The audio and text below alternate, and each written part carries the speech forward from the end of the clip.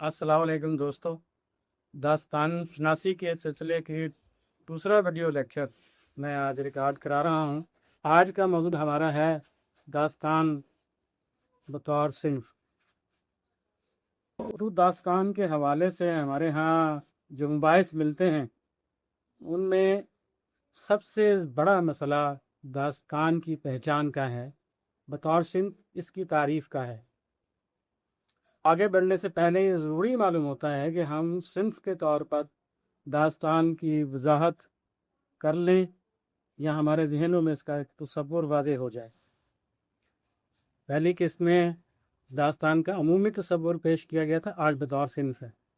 उस सिंफ अरबी ज़बान का लफ्ज़ है जिसका मानी है किस्म, शक्ल, ग्रोह और जमात भी इसका मानी है। वो अदबी इस्तिलाह के तौर पर सिंफ का मतलब है ऐसी मखसूस अदबी हियत जिसके अपने मुनफरिद फ़नी उसूल और मौजू हो। हम देखते हैं कि जितनी असनाफ़ हैं उनके अपने फ़नी उसूल हैं और मौज़ूआत भी हर एक के अलग-अलग हैं, इसलिए हम तो अदबी असनाफ़ कहते हैं। अच्छा, असनाफ़ दो किस्म की होती हैं, ये तो आपको पता ही है, एक मंजूम और एक मंजूम, यानी कि नसरी और एक नज़्म की सूरत में। फिर इनमें मज़ीद दो किस्में होती हैं, एक होती है हेयती असनाफ़ और एक होती हैं मौज़ूआती या मानवी असनाफ़। हेयती असनाफ़ वो हैं जो अपनी शक्ल से पहचानी जाती हैं और मौज़ूआती असनाफ़ वो हैं जो अपने मौजू के एतबार से पहचानी जाती हैं। मैं कुछ मिसालें पेश करता हूँ ताकि आप पे वाज़ेह हो जाए। जैसे कसीदा, तो हम सब लोग जानते हैं कि कसीदा असल सिंफ है और वो हेयती सिंफ कहलाती है। इससे जो निकली हैं वो है गज़ल भी इससे निकली है, कता भी इससे निकला है, रुबाई है, नात है, मनकबत है और नज़्म की बाज़ किस्में हैं, पाबंद नज़्म की, वो भी इसी से निकली हैं। जितनी असनाफ़ इससे निकली हैं उनकी हैत वही है, लेकिन इनके मौज़ूआत ज़्यादा हैं, इसलिए इनको मौज़ूई या मानवी असनाफ़ कहा जाता है। इसी तरह मसनवी है, वो एक बुनियादी सिंफ है, हैती सिंफ है, उसकी हैत ज़्यादा है कसीदे से। अब उसी से मसनवी से हजब भी निकली है, कता तारीख भी उसी से निकला है और नज़्म की बात सूरतें उससे निकली हैं। बाद के ज़माने में तो इस्माइल मेठी, मौलाना हाली, मौलाना आज़ाद और इकबाल ने भी मसनवी की हैत में नज़में कही हैं।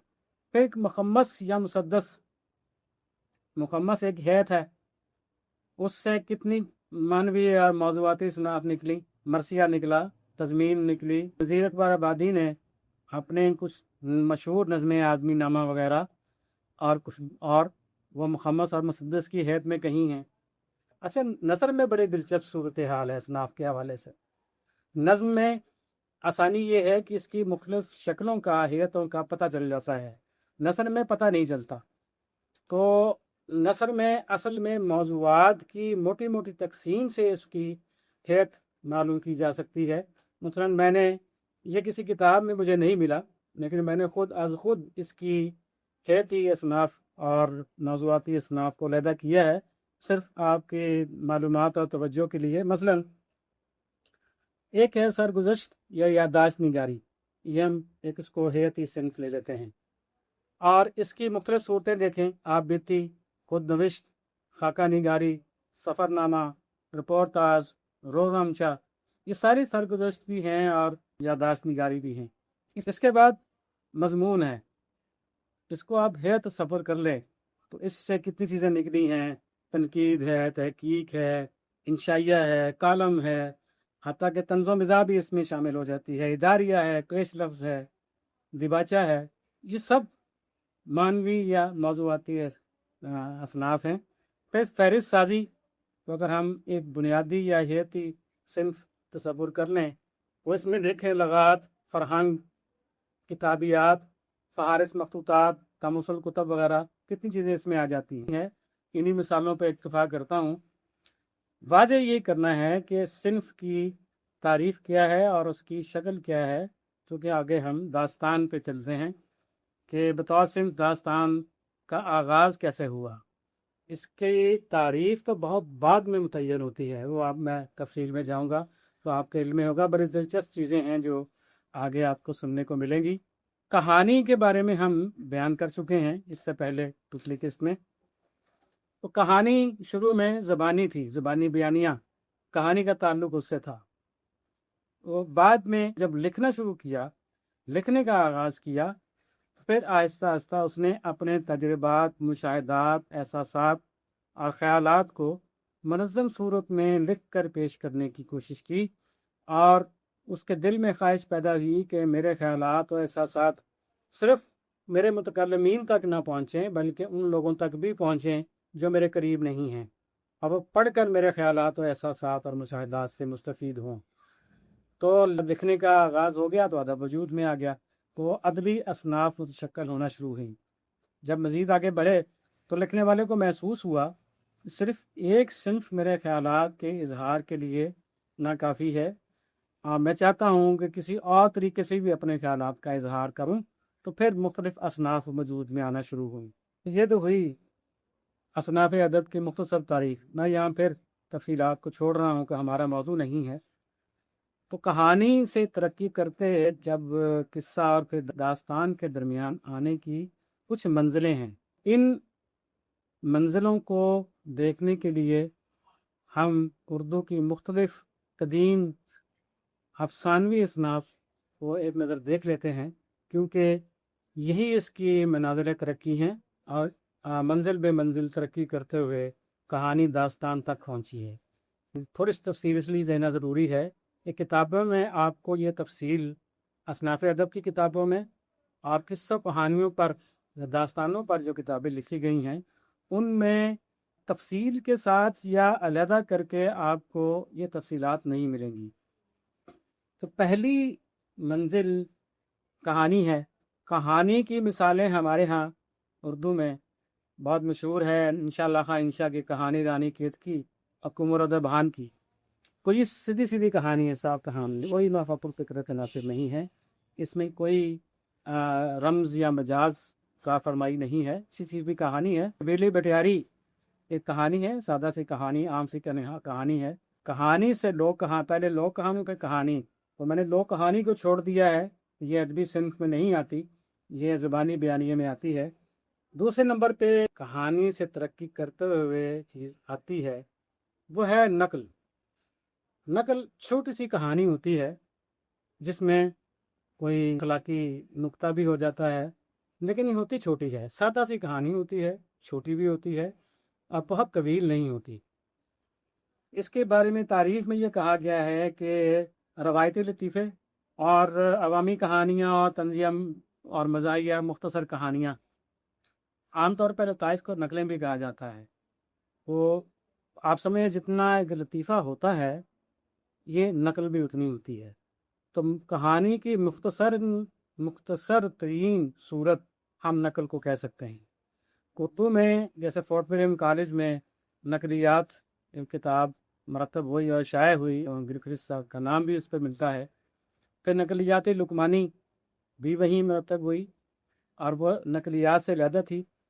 نقلیات میں میر بہادر علی حسینی کا نام آتا ہے، نقلیات لقمانی میں سید المشر اور کئی اور لوگوں کے نام آتے ہیں۔ اسی دور میں تاریلی چرن متر، یہ اردو کے اور ویس بادشاہ کے منشی تھے، ان کی کتاب فی حکایات نصیحت آموز، یہ بھی نقلیں ہیں۔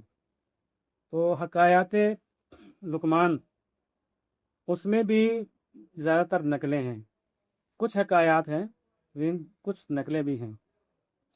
تو یہ دوسری اس کی منزل ہے۔ اچھا، اب اس میں ایک سوال یہ پیدا ہوتا ہے کہ یہ پہلی منزل کیوں نہیں ہے؟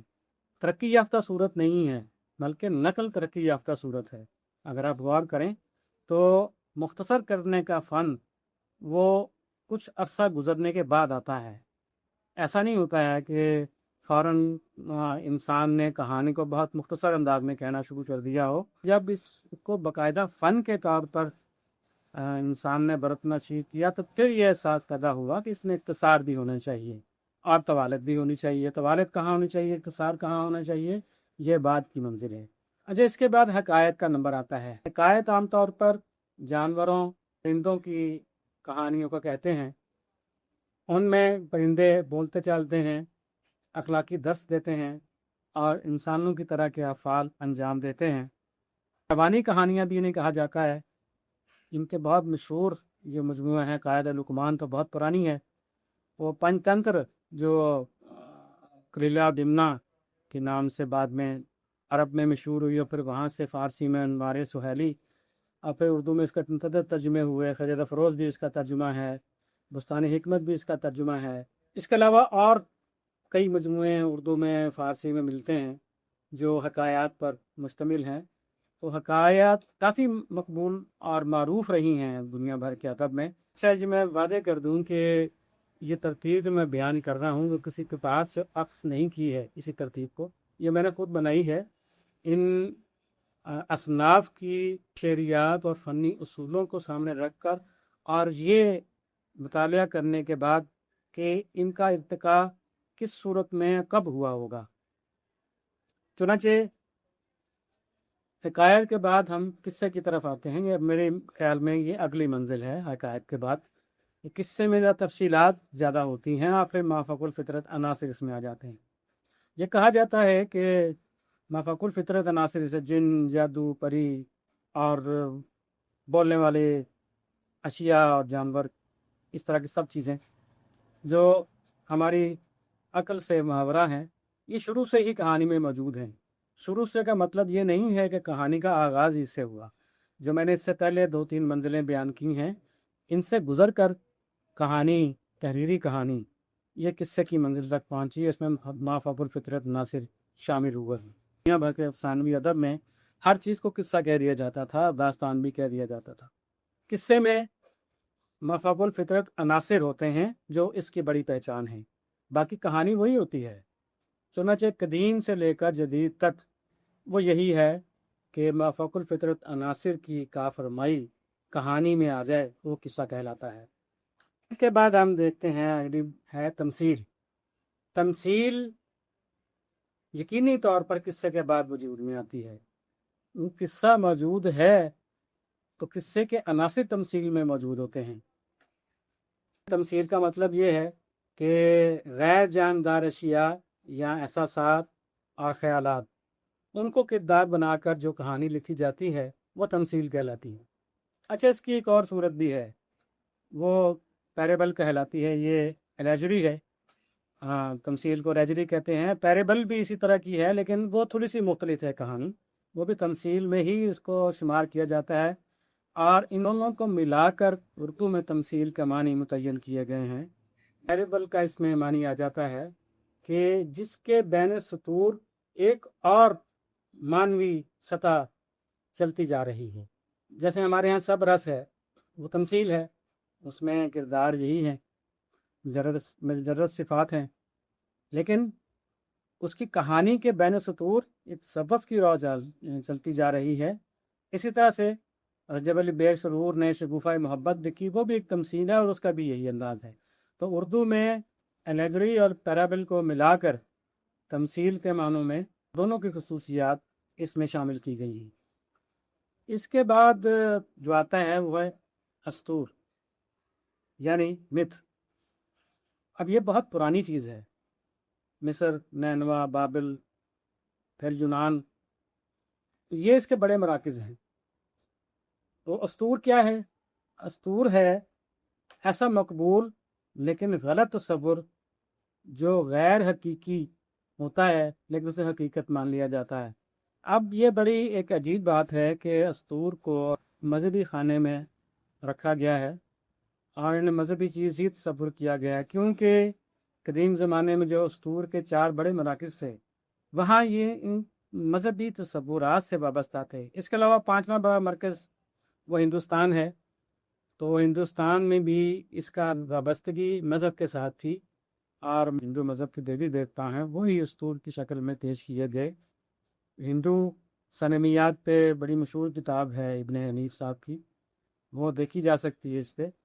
और कदीम यूनान उसकी अस्तूर हैं, वो मोहम्मद सलीम और रहमान साहब की किताब है मशाहिर अदब यूनानी, उसका बेहतरीन माखज़ वो है। इनमें इनकी तफसीर मिल जाती है। جاتک کہانیاں غالباً پہلی ایسی کوشش ہے، اس کو استور تو نہیں کہہ سکتے، لیکن جو کوئی مہاتما بدھ کے متعلق کہانیاں ہیں تو اس میں استور کا کچھ نہ کچھ مطلب اس میں آ جاتا ہے جو تحریری طور پر ہمارے سامنے ہیں۔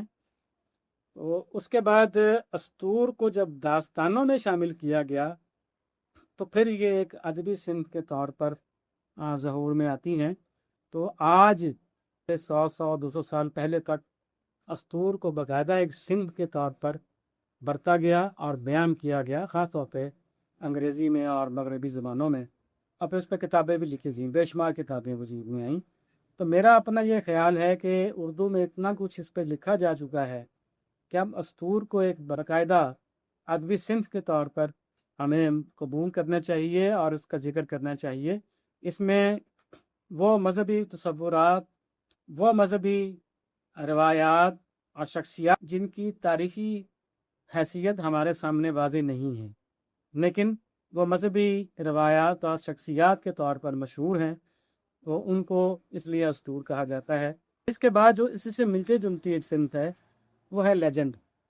میں نے اس کو مشہور کا نام دیا ہے، یہ بھی اسی سے ملتی جلتی ہے لیکن تھوڑی سی اس سے مختلف ہے کہ اس میں مذہبی حوالہ نہیں ہے، بلکہ قوموں اور قبائل اور انسانوں گروہوں کے ہاں جو چیزیں مشہور ہو جاتی ہیں وہ حقیقت میں موجود نہیں ہوتی، ان کو لیجنڈ کہا جاتا ہے۔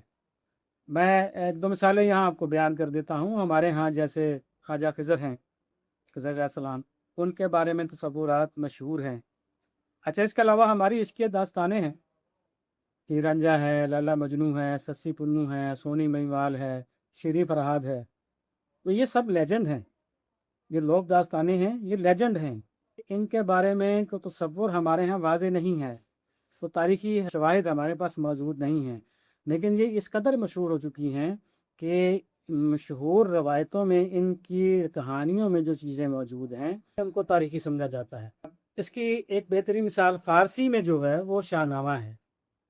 اس میں رستم کو، جو ایک عام سا پہلوان تھا، اس کو دنیا کا بہادر ترین انسان بنا کر پیش کر دیا ہے، اور آج لوگ وہی سمجھتے ہیں۔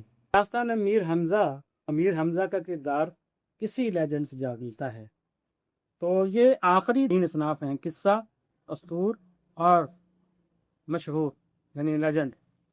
یہ تینوں میرے خیال میں بنیاد ہیں داستان میں جو عناصر آج ہمیں ملتے ہیں ان میں کسی نہ کسی طرح سے ان تینوں اصناف کی کارفرمائی موجود ہے۔